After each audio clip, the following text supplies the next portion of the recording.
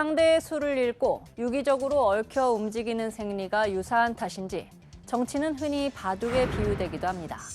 정치권에서도 묘수보다 악수나 자충수를 두는 일이 심심찮게 생기다 보니 바람잘 날이 없는데 사활을 건 대국에서 악재를 헤쳐가는 방식은 저마다 다양해 보입니다. 바둑 용어 중 행마와 곤마가 있습니다. 전자는 세력을 펼쳐 돌을 놓는 것이고 후자는 쫓기거나 둘러싸여 위태로운 처지를 일컫는데요. 각각 설화와 사법 리스크를 마주한 여야는 곤마를 수습하고 길을 트기 위한 사통 오달의 수를 찾아 나섰습니다. 우선 국민의힘이 택한 방법은 정면 돌파.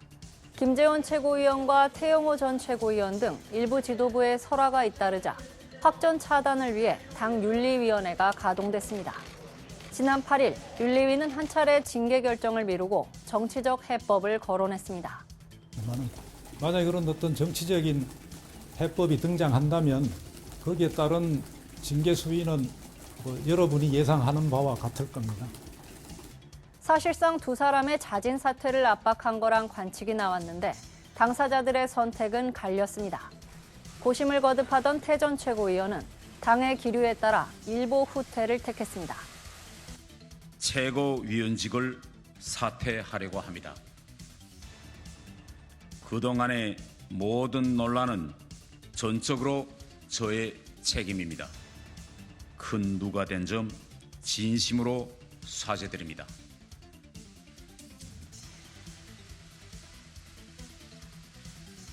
반면 김 최고위원은 사퇴 없이 침묵을 지키며 버티기에 들어갔고 내년 총선 공천이 불투명해졌다는 관측도 나옵니다.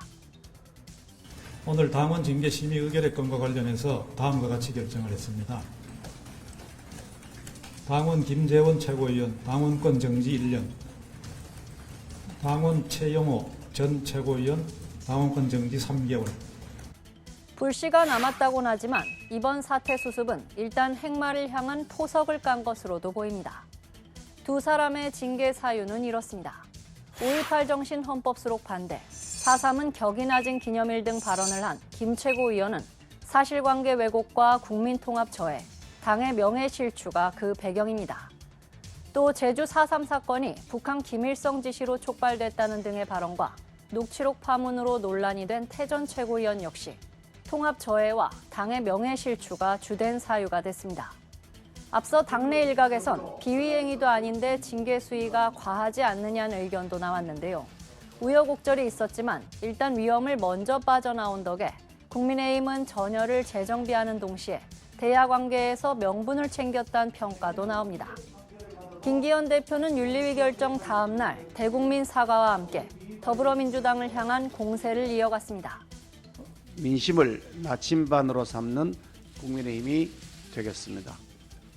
민주당의 도덕 불감증을 넘는 도덕 상실증에 관해 말씀드리겠습니다.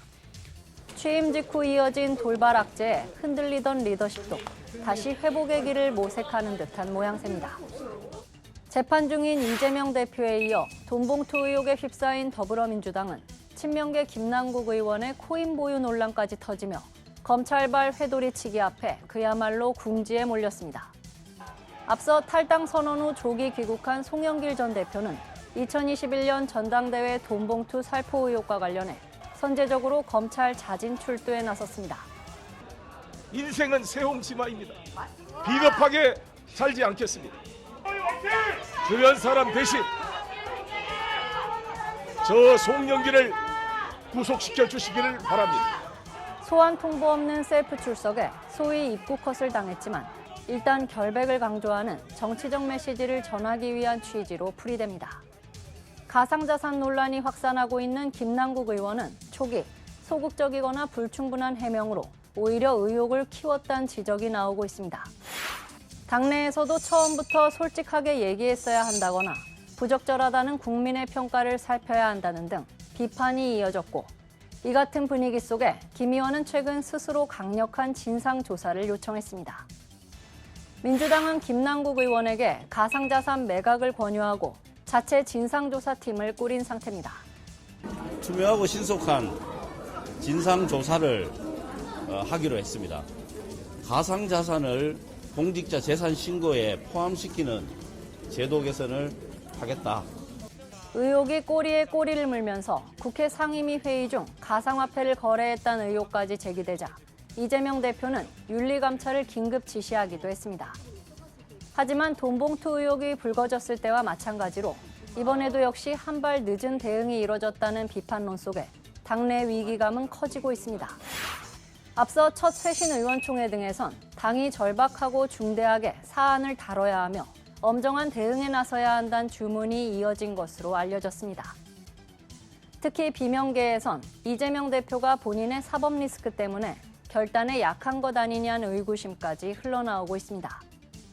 검찰 수사와 맞물려 곤말을 벗어나기 위해선 보다 적극적인 쇄신책이 요구되는 상황입니다. 대국을 마치면 승패를 판가름하기 위해 집수를 헤아리는 개가를 하게 됩니다.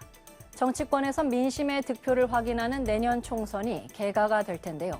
무당층 확산 속에 내년 총선은 어느 한쪽의 압도적 승리보다는 반집 승부가 될 거란 전망이 있습니다. 정면 돌파나 일보 후퇴, 선제 공격 등 여의도의 생존법은 서로 다르지만 악재를 뚫고 나갈 묘수가 그리 멀리 있진 않아 보입니다.